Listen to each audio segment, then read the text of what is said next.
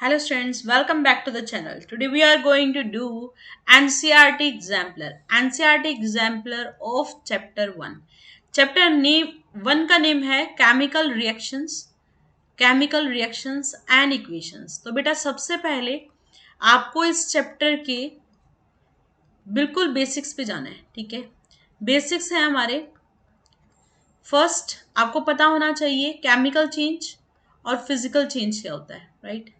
Then understand what is chemical equation क्या होती है और हम उनको कैसे बैलेंस कर सकते हैं. This is the most important thing, है ना. सबसे इंपॉर्टेंट जो है वो बैलेंसिंग है, और बैलेंसिंग मैंने बहुत अच्छे से बच्चों को एक्सप्लेन किया. Different type of examples I have taken to clear this, right. Balancing. After this we have types of reactions में हमारे पास है first combination, then decomposition, then displacement, double displacement, right. Then we have very important, that is double displacement के बाद हमारे पास आता है oxidation और रिडक्शन. ठीक है, यहां से एक क्वेश्चन जरूर बनता है, यहां से एक क्वेश्चन जरूर बनता है, टाइप ऑफ रिएक्शंस में से एक क्वेश्चन जरूर बनता है. ठीक है, तो एनसीईआरटी के बाद आपको पढ़ना चाहिए NCERT exemplar. Here we have taken most important questions. आप देखो हर क्वेश्चन अलग तरीके से मिलेगा आपको और बहुत ही अच्छे से समझ में आएगा कि क्या कंसेप्ट है और इसका रीजन क्या है, right. So before this you please watch the previous videos. पिछली वाली वीडियोस को जरूर देखें ताकि आपको चीजें क्लियर हों, right. So here first question is which of the following is not a physical change. आपको ये बताना है कि ये कुछ हमारे को पॉइंट्स दिए हुए हैं कि इनमें से कौन सा फिजिकल चेंज है या नहीं है. So first of all I want to clear it कि what do you mean by physical change. ये फिजिकल चेंज क्या होता है? ऐसा चेंज जिसमें हम कहें कि हम उस चेंज को रिवर्स कर सकते हैं, जो रिवर्सिबल हो. आप कोई भी चीज है, जैसे आइस है, आइस से क्या बना दिया? वाटर. तो वाटर से दोबारा आइस बना सकते हैं, तो it is a physical change. कैसा बनेगा? Physical change, right. तो इट इज रिवर्सिबल. ठीक है, so let's see this. Boiling of water to give water vapour. आप बताओ, पानी है, पानी को बॉईल किया, किस में कन्वर्ट हो गया? वाटर वेपर्स में. Water vapours. ठीक है, अब आप बताओ, जैसे आप कोई बर्तन रखते हो, बर्तन के ऊपर यहाँ पर कवर कर दिया उसको, अब यहाँ से आप क्या करते हो? उसको बंद करते हो, तो आप देखते हो ऊपर स्टीम जो होती है वो किस में कन्वर्ट हो जाती है? वाटर में, है ना. Water vapour again change into water only. तो it is a physical change. Reverse हो गया ना, तो कैसा चेंज होगा बेटा? Physical change, right. Melting of ice to water. Clear it. Ice से वाटर, मैम आइस से वाटर आ रहा है तो वाटर से आइस भी आ सकता है, वाटर से आइस भी आ सकता है. तो it is a physical change. क्या है ये? फिजिकल चेंज है. Dissolution of salt in water. आप बताओ, पानी के अंदर अगर आप क्या करो? नमक को मिला दो, वाटर लो और वाटर के अंदर क्या करो? सॉल्ट डिसॉल्व कर दो, तो दोबारा से अगर गर्म करेंगे तो वी गेट सॉल्ट. आप देखते हो ना, समुद्र का पानी जो होता है उसमें से क्या किया जाता है? सॉल्ट को एक्सट्रैक्ट किया जाता है. Now this is D part. Combustion of liquefied petroleum gas, LPG. देखो, लिक्विफाइड पेट्रोलियम जो गैस होती है, जब उसको अगर आप जला दोगे तो वो तो यूज हो गया. ठीक है, वो तो कन्वर्ट हो चुका, वो तो जल चुका. तो क्या दोबारा से उससे एलपीजी बना सकते हो? No ma'am, it's not possible. So it is not a physical change, it is a chemical change. कैसा प्रोसेस है बेटा? ये एक केमिकल चेंज है, right. Got it. Now here come to the next. The following reaction is an example of.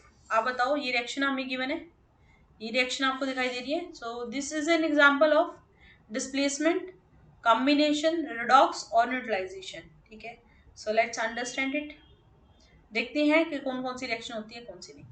तो 4NH3 plus 5O2 gives 4NO plus H2O. ठीक है, अब जरा सबसे पहले बात करते हैं कॉम्बिनेशन. बेटा कॉम्बिनेशन की कैसे पहचान होगी कि जब आपके पास मैम दो या दो से ज्यादा सब्सटेंस मिलकर एक सिंगल प्रोडक्ट दे दे, सिंगल प्रोडक्ट दे दे, तो सिंगल प्रोडक्ट तो बना ही नहीं बना, तो it is not a combination. Decomposition, ma'am एक सिंगल जो रिएक्टेंट होता है वो दो या दो से ज्यादा देता है, तो सिंगल रिएक्टेंट तो है ही नहीं, तो it is not a decomposition. Then next is displacement. आप बताओ डिस्प्लेसमेंट। देखो नाइट्रोजन था, ये नाइट्रोजन उठ के गया और ऑक्सीजन से के पास जाके बैठ गया, तो नाइट्रोजन डिस्प्लेस हुआ, अपनी जगह से डिस्प्लेस हुआ बेटा। नाइट्रोजन उठ के गया और ऑक्सीजन के साथ अटैच हो गया, तो क्या बन गया 4NO। तो this is what displacement reaction. किस तरह की रिएक्शन है? This is displacement reaction, right. ठीक है, now here is it a redox reaction? आप बताओ, tell me, is it a redox reaction? क्या ये रिडॉक्स है? बताइए। रिडॉक्स कैसे पता चलता है भाई रिडॉक्स है या नहीं है?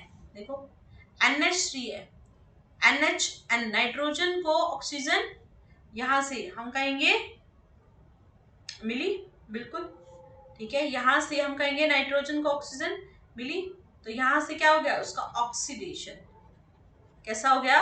ऑक्सीडेशन। Got it? तो क्या हो रहा है? ये रिडॉक्स रिएक्शन गया। So this C part is correct. First और थर्ड पार्ट यहाँ पर क्या हो जाएंगे? करेक्ट हो जाएंगे। क्या न्यूट्रलाइजेशन है? नो, ना तो एसिड है मैम, ना ही बेस है, ठीक है, तो here first and third is correct, right. Now next is here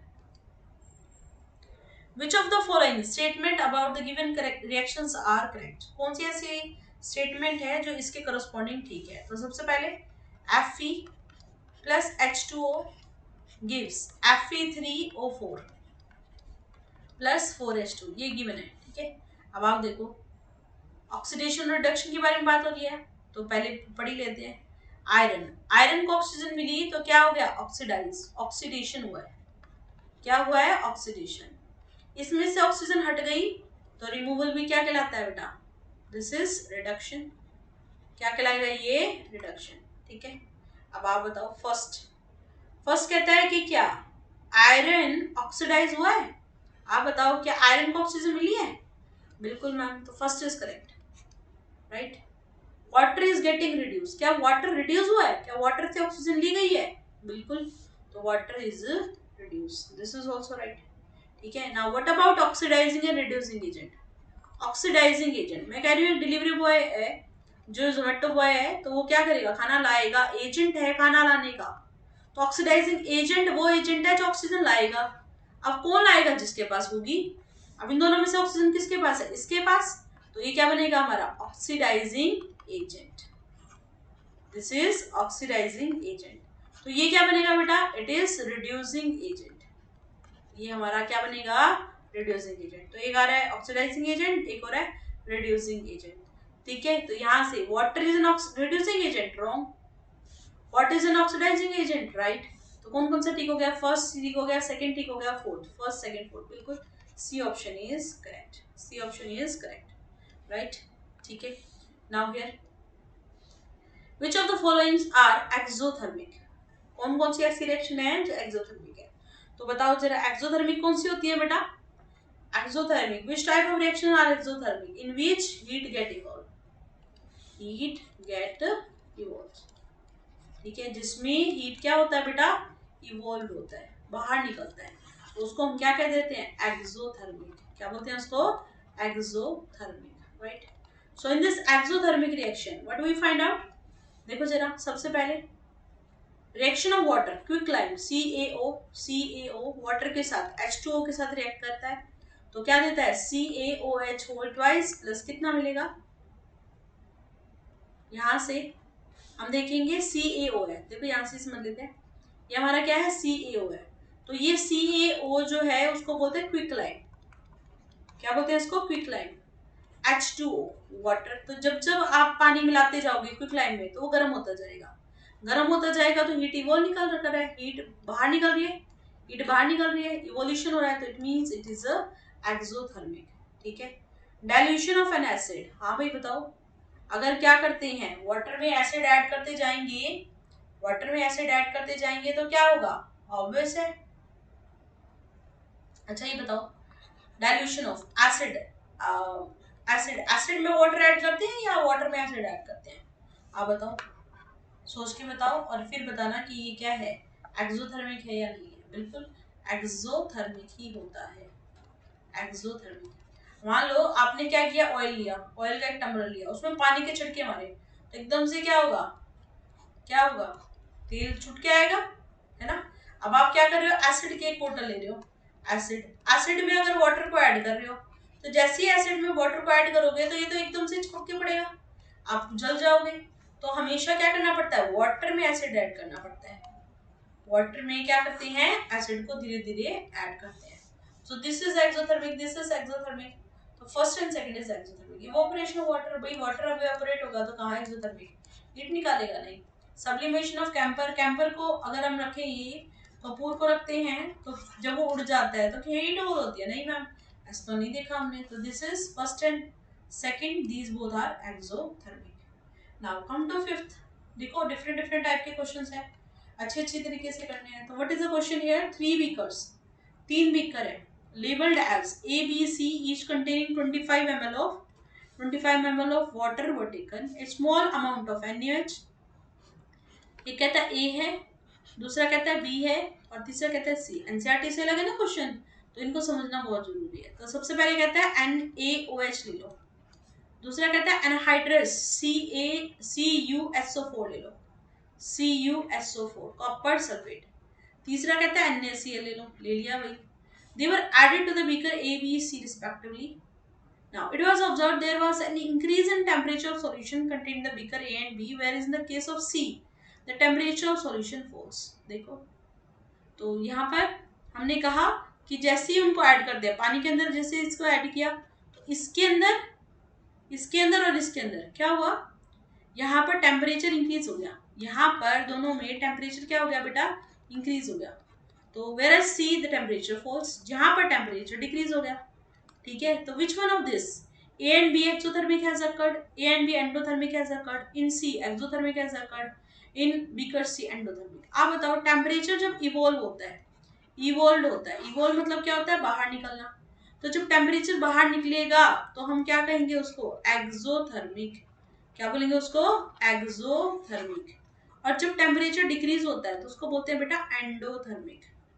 क्या बोलते हैं उसको, एंडोथर्मिक। तो जहां हीट इवोल्व होता है उसको एक्सोथर्मिक, जहां क्या होता है, डिक्रीज होता है, उसको क्या बोलते हैं, एंडोथर्मिक। ठीक है। So here let's see, A and B are exothermic, this first is correct and C is endothermic। ठीक है। तो first and fourth is correct, first और फोर्थ कौन सा है हमारा, C ऑप्शन है, this is correct one, right. Now here come to the next, C, a dilute ferrous sulfate। ferrous sulfate क्या होता है, याद करो, ferrous sulfate होता है बेटा FeSO4, याद आया। A ferrous sulfate solution was gradually added to the beaker containing acidified permanganate solution। ठीक है, ये है हमारे पास permanganate solution, that is KMnO4, right.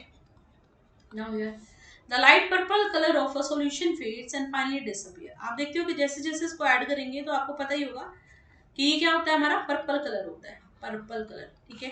तो जैसे जैसे इसको ऐड करते जाएंगे पर्पल कलर क्या हो रहा है, फेड होता जा रहा है, fades, it fades, right. Which of the following is the correct explanation. आप बताओ भाई कौन सा होगा जो करेक्ट एक्सप्लेनेशन होगा। तो जैसे इसको ऐड करेंगे तो KMnO4 ऑक्सीडाइजिंग एजेंट होता है बेटा, ठीक है, और ये ऑक्सीडाइज करता है किसको, FeSO4 को। ठीक है। So for this you can simply जज इट कि क्या क्या इसमें हो रहा है। ठीक है। Now question number 7, which among the following, कौन सी इनमें से ऐसी रिएक्शन है जो डबल डिस्प्लेसमेंट है। सिंपल चीज है ये तो, देखो PB, यहाँ से चेक करते हैं फर्स्ट से, PB, तो PB कहाँ गया, कॉपर के पास, और क्योंकि PB ज्यादा मजबूत था, स्ट्रॉन्ग था, मोर रिएक्टिव था, तो ये डिस्प्लेस करेगा कॉपर को, तो हमारे पास PB आ गया और कॉपर अलग हो गया। तो ये क्या है, हमारी डिस्प्लेसमेंट। कैसी हमारी डिस्प्लेसमेंट। दूसरा Na किसके साथ गया, क्लोरीन के साथ, और Ba किसके साथ, SO4 के साथ, तो BaSO4 NaCl, तो बोलो दोनों ने एक्सचेंज किया ना, तो इट इज डबल डिस्प्लेसमेंट। क्या बन गई बेटा, double displacement. Next carbon oxygen के साथ मिलकर सिंगल प्रोडक्ट बना रहा है, बोलो कौन सी होगी? कॉम्बिनेशन। कौन सी होगी? कॉम्बिनेशन। CH4 2O2 के साथ मिलता है, तो आप देखो कार्बन ने डिस्प्लेस किया, देखो यहाँ से ऑक्सीजन डिस्प्लेस कर दिया इसको, हाइड्रोजन को, तो कार्बन डाइऑक्साइड प्लस क्या बन रहा है? वाटर। ये तो अलग अलग चीजें होगी, ठीक है। मेन हमारे को ये दिखाई दे रहा है सिर्फ सेकंड जो है वो क्या है? हमारी डबल डिस्प्लेसमेंट। कैसी है ये? Double displacement, right. Now here let's see this question number 8. Question number 8 is, which among the following statement is true? Exposure of silver chloride to sunlight for a few duration turns gray due to, देखो क्या कहता है, आपको क्या करना है? एक China dish लेनी है और उस चाइना डिश के अंदर क्या करना है? सिल्वर क्लोराइड डालना है। क्या डालेंगे बेटा? सिल्वर क्लोराइड, AgCl डाल दिया हमने, ठीक है। To sunlight for a long duration turns grey. अब आपने क्या करा? उसको सनलाइट की प्रेजेंस में रखा, इसके ऊपर क्या आ रही है? सूरज की किरणें आ रही है, the sun rays will fall on it, right. So but you observe that it turns into grey. आपने देखा ये व्हाइट कलर का जो क्रिस्टल्स थे वो किस में चेंज हो गए? ग्रे कलर में चेंज हो गए, ठीक है। सो व्हाइट इज सो, क्यों ऐसा हुआ? अच्छा, ये पूछ रहा है कि due to first formation of silver by decomposition of silver chloride, sublimation of this, decomposition of chlorine. बोलो AgCl है ना। तो AgCl जब क्या होगा? सनलाइट की प्रेजेंस होगी तो बेटा ये ब्रेक हो जाएगा। कैसे? Ag अलग, Cl2 अलग, Ag2 अलग, Cl2 अलग, तो सिल्वर अलग हो गया और क्लोराइड अलग हो गया, तो आप कह रहे हैं डिकम्पोज हो रहा है। क्या हो रहा है बेटा? Decompose. So first is correct, बिल्कुल सिंपल है ये तो, बिल्कुल आसानी से ही हमें पता लग गया, ठीक है, कि क्या हो रहा है? ये decompose. Now solid calcium oxide react vigorously with the water to form calcium hydroxide।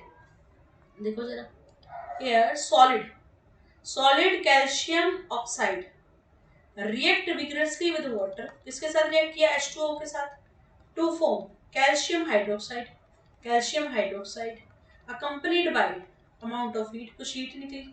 This process is slaking of lime, इसको क्या बोलते हैं? Slaking of lime. Calcium hydroxide when dissolve in water, तो इसने कहा it form a lime water. Which among the following is true? आपको बताना है कि ये बनेगा या ये बनेगा, बताओ बेटा। Which among the following is true about slaking of lime and solution form? So here the first is, it is an endothermic, it is an exothermic resulting of the pH of resulting solution will more than 7, okay, the reaction pH will be less than 7, तो 7 से less होगा या 7 से, आपको पता ही होगा 7 से below जो होता है तो वो कैसा होता है बेटा? एसिडिक, और 7 से ज्यादा होता है तो क्या होता है? ये बेसिक, है ना। अब आपने कहा यहाँ पर जो एक्सोथर्मिक होगी, ऑब्वियस है हीट बाहर निकल रही है मैम, तो it is an exothermic. First is correct, एक तो फर्स्ट करेक्ट है, तो फर्स्ट देख लो, ये नहीं आएगा, ये नहीं आएगा। दूसरा, सेकंड और फोर्थ में देखो जरा, तो पीएच ऑफ, अब देखो यहाँ पर हम कहेंगे कि अच्छा ये एंडोथर्मिक फर्स्ट नहीं, सेकंड आएगा भाई, सॉरी एक्सो बोला ना, एक्सो तो दैट इज सेकंड, ये दिख रहा है मुझे एक्सोथर्मिक, मैंने सोचा ये यहाँ पर एक्सो लिखा हुआ है, तो इट इज सेकंड में हमारा केस बनेगा एक ही है। अच्छा ये एक तो फर्स्ट हो सकता है पॉसिबल और एक हमारा हो सकता है सेकंड, ठीक है, तो लेट्स चेक इट, चेक करो। नेक्स्ट उसके बाद कहता है पीएच, आप बताओ जो पीएच होगा वो लेस होगा मोर होगा, तो बेटा जब भी वाटर को ऐड करेंगे तो पीएच क्या हो जाएगा? ज्यादा हो जाएगा ना, तो it will be more than 7 से ज्यादा हो जाएगा, राइट। Okay, now come to next question number 10। Barium chloride on reacting with aluminium sulphate, देखो बेरियम क्लोराइड है, बेरियम क्लोराइड क्या होता है बेटा? What is barium chloride? This is BaCl2, right? On reacting with the aluminium sulfate, it is Al2SO4. ठीक है, whole thrice. So when they react, it will form barium sulfate BaSO4 and ammonium chloride. This is here. एक minute, कुछ गड़बड़ हुई ना, एक minute दोबारा से बता देते हैं। ये बेरियम क्लोराइड है, तो barium chloride this is BaCl2, ammonium chloride that is NH 4SO4 ना, NH3SO4 अमोनियम क्लोराइड, ठीक है। It will form here barium sulfate BaSO4 and this will give you ammonium chloride, so this is NH3Cl, right? Like this type of reaction will be there, so here simply you can see exchange हो रहा है, तो this is what double displacement. कैसी reaction है बेटा? Double displacement. अच्छा, जब double displacement होती है तो प्रेसिपिटेशन भी बनती है, तो क्या आएगा? Precipitation plus double displacement means कौन सा हो गया? Second and fourth. सेकंड और फोर्थ मतलब D option that is correct. ठीक है, डी ऑप्शन क्या हो गया यहाँ पर? करेक्ट हो गया। Now the next one that is electrolysis of water is a decomposition reaction. हाँ भाई देखो, सबसे पहले हम ये देख लेते हैं डिकम्पोजिशन। तो decomposition is due to first, ऐसा हो सकता है कि आप रिएक्शंस को हीट करो तो वो डिकम्पोज हो जाए। Second thing, you can pass through the electric current. Electric current को जब पास करते हैं सॉल्यूशन में, इट डिकम्पोज, टूट जाता है। तीसरा हमने कहा था कि अगर आप क्या करो, सनलाइट ना, सनलाइट की प्रेजेंस मतलब लाइट के प्रेजेंस में भी हम क्या कर सकते हैं, जो भी हमारा कंपाउंड होता है उसको ब्रेक कर सकते हैं। ठीक है। अच्छा, हमने कहा कि अगर ऐसा हो इलेक्ट्रिक करंट की हेल्प से, तो we will call it electrolytic decomposition. Electrolytic decomposition, right, electric current की हेल्प से। और अगर स्पेशल केस है, अगर आप वाटर का कर रहे हो, तो we will call it electrolysis. इसको फोटोलाइसिस बोल देते हैं, इसको इलेक्ट्रोलाइसिस ऑफ वाटर। क्या बोल रहे हैं? Electrolysis of water. वाटर का हम क्या कर रहे हैं? इलेक्ट्रोलाइसिस। तो करते क्या है बेटा, एक बीकर लेते हैं, ठीक है, दो ट्यूब्स लेते हैं, एक एनोड और एक कैथोड, वाटर को इसमें फिल करते हैं, और आप देखते हो कि जैसे ही करंट को पास कराया जाता है तो this water H2O this will dissociate, टूट जाता है। किसमें? हाइड्रोजन में प्लस ऑक्सीजन में। H2 प्लस O2, हाइड्रोजन अलग हो जाता है और ऑक्सीजन अलग हो जाता है। अभी कहता है कि एक टेस्ट ट्यूब की कंपैरिजन में जो दूसरा टेस्ट ट्यूब होता है, उसमें the mole ratio of hydrogen and oxygen liberated during electrolysis is, आपको बताना हाइड्रोजन और ऑक्सीजन का रेशियो क्या रहता है। तो आप बताओ, वाटर जब डिसोसिएट होगा, हाइड्रोजन कितना है बेटा? 2, और ऑक्सीजन का कितना रेशियो है? 1। तो हाइड्रोजन क्या आएगा? 2:1। यहाँ पर जो रेशियो बनता है वो कितना बनता है? 2:1। Okay, I think this is clear to you. So students, for a good practice of this science, you need to revise the basics। बहुत अच्छे से मैंने बेसिक्स को करवाया है, उनको जरूर देखो बेटा। बेसिक्स के साथ साथ मैंने बताया एनसीईआरटी। एनसीईआरटी को तो बिल्कुल नहीं छोड़ना, ठीक है, इसको नहीं छोड़ना। टेक्स्ट जो क्वेश्चन है, एनसीईआरटी जो क्वेश्चन है, और आप अब जो मैं करवा रही हूँ ना, this is the most important. आप देख रहे हो हर क्वेश्चन अलग है, एनसीईआरटी एग्जाम्पलर का हर एक क्वेश्चन अलग है, और आने वाले जो क्वेश्चन हैं they are very important, most important questions कह सकते हो। आप हर क्वेश्चन को रिवाइज करो, उनको प्रैक्टिस करो। We will provide you the PYQs also. PYQ previous year questions. Previous year questions will give you the idea कि मैम पेपर कैसा आता था। आपने रिवाइज तो करवा दिया, अब पेपर में कुछ और आ गया, तो आई विल शो यू कि प्रीवियस ईयर क्वेश्चन में वही आता है जो हम पढ़ाते हैं। तो आइडिया लेने के लिए वी विल रिवाइज PYQ में हम करेंगे बेटा objective type question, each and every question which is from the previous year paper that we have taken in one series. Second, we will revise very short question answer. Then we will revise short question answer. Then we will revise long question answer. Most important one. और साथ में assertion reason आ गया ना। assertion reason ही तो ma'am हमेशा हमारे marks cut करवाता है, तो बेटा इससे आप बहुत कुछ हेल्प ले पाएंगे। Then we will take case study question. Case study questions के हमारे कम से कम 4-5 वीडियोस होंगे। आपको हर एक क्वेश्चन क्लियर हो जाएगा कि केस स्टडी में किस तरह से क्वेश्चन आते हैं। ठीक है, तो like this you revise, and please like, share and subscribe the channel so that you will get the notification, and you just share it with your friends, specially with your friends, ताकि वो भी इसका benefit उठा सके। Thank you.